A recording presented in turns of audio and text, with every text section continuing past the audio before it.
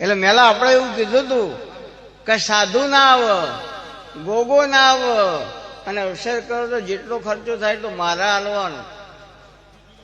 હવે ખબર એવું હોવી જોઈએ ને યાર કેટલો ખર્ચો થયો એ,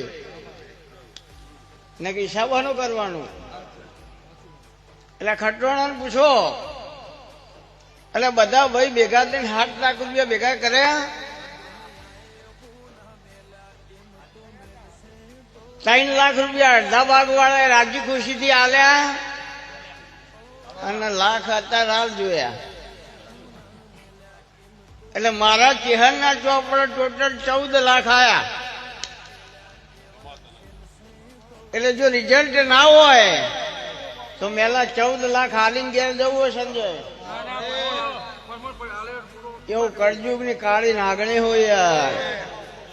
મારો નિયમ એક જ છે, જો બોલે છો નિહાલ સસરિયા કાલ.